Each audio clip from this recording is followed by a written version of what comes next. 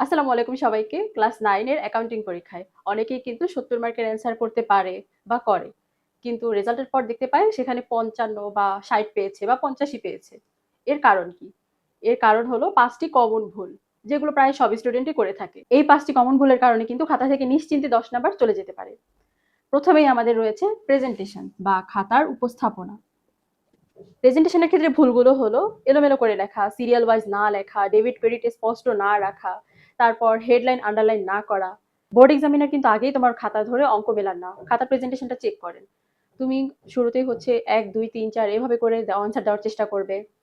Debit credit লেখাগুলো স্পষ্ট রাখবে। আমরা যে ছক আঁকি অ্যাকাউন্টিং এ তারিখ, বিবরণ, টাকা এই ঘরগুলো স্পষ্ট রাখতে হবে। ঘরের মধ্যে কাটাকাটি করা যাবে না। লেখাগুলো একটু বড় বড় করে লিখলে খাতার প্রেজেন্টেশনটা কিন্তু সুন্দর হবে।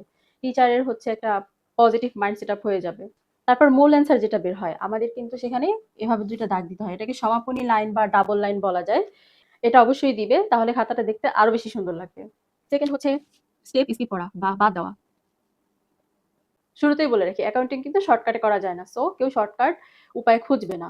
ধরো তুমি আলাদা খাতায় অবচয় কিভাবে বের করলে, সুদ কিভাবে বের করলে, বাট্টা কিভাবে বের করলে রাফ খাতায় দেখিয়ে দিলে।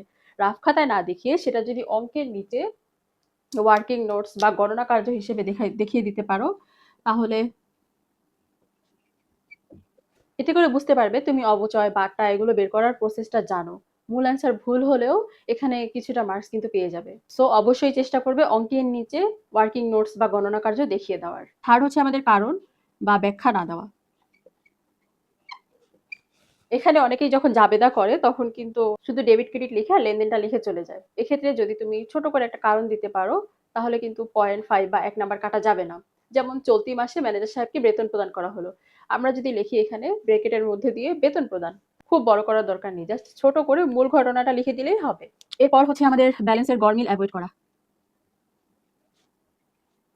অবশ্যই অঙ্কটা করা শেষে ১-২ মিনিট সময় হাতে রাখতে হবে। যেমন জাবেদার নিচের অ্যান্সারটা, তারপর রেওয়া মিল, আর্থিক বিবরণীর এগুলোর কিন্তু অ্যান্সার ২ পাশের সমান হতে হয়।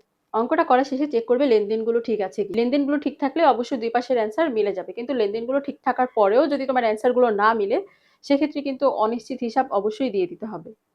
অনিশ্চিত হিসাব দিয়ে তারপর ২ পাশের ব্যালেন্স কিন্তু সমান, সমান করে দিতে হবে। টিচার যদি দেখে তোমার লেনদেনগুলো ঠিক নেই কিন্তু ২ পাশের হিসাব মিলে গেছে, তাহলে কিন্তু একটা নেগেটিভ ধারণা হয়ে যাবে, মার্ক কিন্তু কমতে শুরু করবে। ৫ নাম্বার হলো প্রশ্ন ভালোভাবে না পড়া বা প্রশ্নের দিক নির্দেশনা না করা।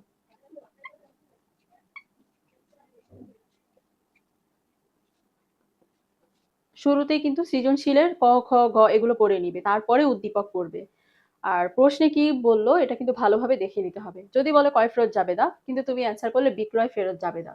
২ টা কিন্তু এক জিনিস না। মূল্যবান সময়টা নষ্ট না করে আগে প্রশ্নগুলো ভালোভাবে পড়ে নিবে। প্রশ্নে যতটুকু চাওয়া হয়েছে ততটুকুর অ্যান্সারই করবে। এই ৫ টি ভুল যদি এড়িয়ে যেতে পারো, তাহলে কিন্তু তুমি নিশ্চিন্তে A+ পাবে, কেউ আটকাতে পারবে না। আসলে অ্যাকাউন্টিং হলো ধৈর্যের পরীক্ষা।